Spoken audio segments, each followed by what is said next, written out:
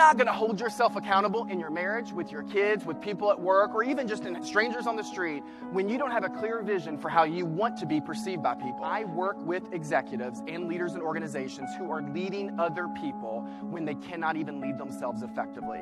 And they bully and they manipulate other people to get what they need for themselves. And it is dangerous and it is destructive. But I want you to get really clear about your emotional weight.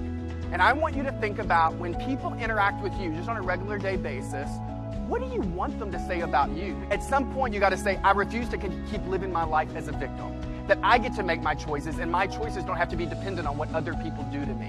That is about them. You experience life based on the level of your energy. It's because we are so busy being busy that no one gets us to just stop for a second and to be able to take a breath and look at ourselves differently, to say, wow, like I didn't know that I could experience it like that. I didn't know that I could do it that way. And anytime we get people to slow down and look at themselves, everyone's going to benefit from that. When our ego gets involved, we are no longer operating or showing up from our higher self or our best self.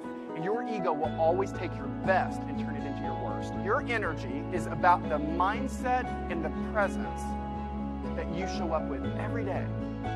It's not about walking into the room and being the cheerleader and feeling like you have to be over the top.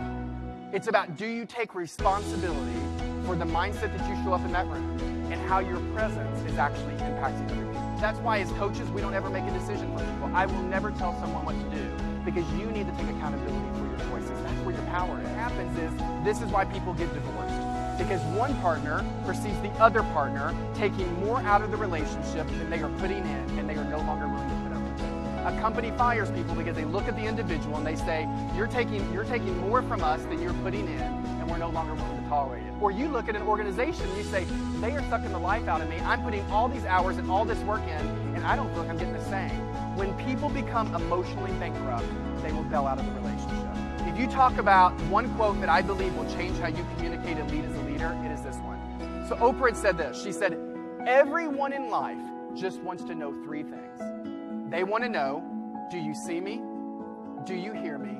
And does what I say mean anything to you at all? That is it.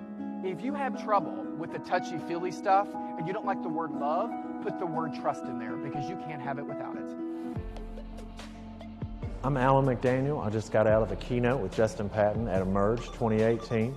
Justin talked to us about how the energy you show up with in your organization, at home, or even your relationship will dictate the results. Everybody in the conference can take away something from Justin's presentation today, and I'm excited to put to task some of the items that Justin gave us we can work on.